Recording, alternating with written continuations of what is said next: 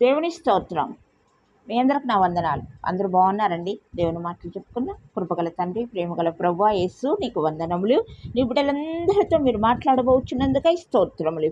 ఆమేన్. కచ్చడములు అంటే ఈ మధ్య టీవీలో అంజూరపు చెట్టు గురించి ఒక హిందూ తనకు తెలియకుండా ఎన్నో మాటలు మాట్లాడుతూ ఉన్నాడు. ఒక హిందూ తనకు తెలియకుండానే అంజూరపు చెట్టు గురించి ఏదేదో మాట్లాడుచున్నాడు. అది మీరందరూ వింటున్నారు. కానీ దేవుని వాక్యములో అంజూరపు చెట్టుకి ఎంత ప్రాముఖ్యత ఉందో మనం తెలుసుకున్నామండి. ఈ అంజూరపు ఆకులు అవ్వమ్మ గారు ఆదాము గారికి మరి దుష్టుని యొక్క మాటలు విన్నప్పుడు, వారు ఆ పండు తినినప్పుడు వారికి సిగ్గు కలిగింది. అంతకుముందు వాళ్ళకు బట్టలు లేవు, వారికి అప్పుడు సిగ్గు తెలియలేదు. వీరికి సిగ్గు ఎప్పుడైతే తెలిసిందో అక్కడ ఉన్న అంజూరపు ఆకులతోటి కచ్చడాలు కుట్టుకొని అడ్డు పెట్టుకున్నారు. మరి అంజూరపు ఆకులతోటి అవి చాలా పెద్దగా ఉంటాయట. అది ఆదికాండము 3:7 రాయబడి ఉంటుందండి. ఆ ఆకులతోటి ఆదాము గారు అవ్వగారు కచ్చడములు తయారు చేసిరి, వాటితో దిశమూలను కప్పుకున్నారు.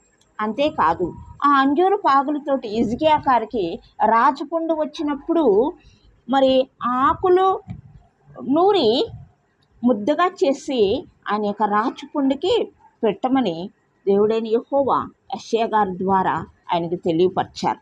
ఆ అంజూరపు ఆకులతోటికి ఆయనకి రాచపుండు తగ్గిపోయినది హిజ్కియా గారికి. అంతేకాదు, ఈ అంజూరపు ఆకులతోటి వారు కచ్చడాలు కుట్టుకొని సిగ్గుని దాచుకున్నారు, తన దిశములను దాచుకోగలిగారు. అలాంటి యొక్క మహిమగల చెట్టుని దేవుని యొక్క కృపచేత మొలవబడినటువంటి ఆ మొక్క గురించి ఈరోజు ఒక హిందూ అయినటువంటి అతను ఏమంటున్నాడు? ఆయన వెతికాడట దానికి కాయలు, అప్పుడు కాయలు లేవట, అందుకని దాన్ని శపించాడట అని చెప్పి మాట్లాడుతూ ఉన్నారు. త్వరలో ఆ బిడ్డ కూడా దేవుని నామాన్ని బట్టి మారుతాడు. దేవుని నామాన్ని బట్టి దేవుని స్తుతిస్తాడు. దేవుని నామాన్ని బట్టి ఆ బిడ్డ ఏం చేస్తూ ప్రార్థిస్తాడు. కాబట్టి అలాంటి వాళ్ళ మాటలు మన హృదయాలలో పెట్టుకోకూడదు. మనము దేవుని నమ్మాం, వాక్యానుసారంగా జీవిస్తున్నాం. వాక్యములో దేనిని తెలియపరిచారో దేవుడు, దానినే మనము గైకొనాలి, దానినే మనం ఆశ్రయించాలి, దానినే మనము ఆచరిస్తూ నడుచుకోవాలి. కానీ వాళ్ళు ఎలా మాట్లాడారు, వీళ్ళు ఎలా మాట్లాడారు, ఏంటని మనకున్న విశ్వాసాన్ని పోగొట్టుకొని అవిధేయులమై దేవుని ఉగ్రతలోకి వెళ్ళిపోకుండా మనము నిబ్బరం చేసుకొని వారి గురించి ప్రార్థించాలే కానీ దేవుని యొక్క మాటలను మనము అనుమానించకూడదు. ఆ విధముగా క్రైస్తవ్యంలో ఉన్నట్లయితే, దేవుని బిడ్డలు ఆ విధముగా జీవిస్తూ ఉన్నట్లయితే మార్చుకోవాలి, మారు మనసు పొందుకొని దేవునిని మనము స్తుతించాలి. కాబట్టి ఆ కచ్చడములు అనేది వైద్యానికి ఉపయోగపడ్డాయి అంజూరపు ఆకులు. అంతేకాదు, దిశములను కప్పుకోవడానికి ఉపయోగపడ్డాయి అంజూరపు ఆకులు. మరి కచ్చడాలుగా కుట్టుకొని వారు కప్పుకున్నారు. తర్వాత దేవుడు వారికి వస్త్రాలు కుట్టించి ఇచ్చారు, చర్మపు వస్త్రాలు కుట్టించి ఇచ్చారు. కాబట్టి ఈ యొక్క చిన్న మాటలను మీరు జ్ఞాపకం చేసుకొని ఆలోచించండి.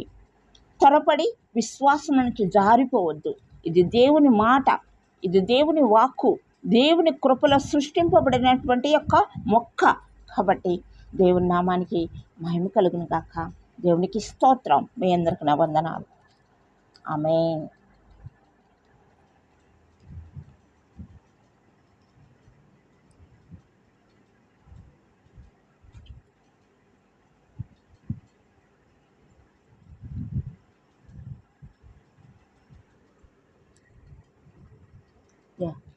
ఎవరే డబ్బులు ఇచ్చారా?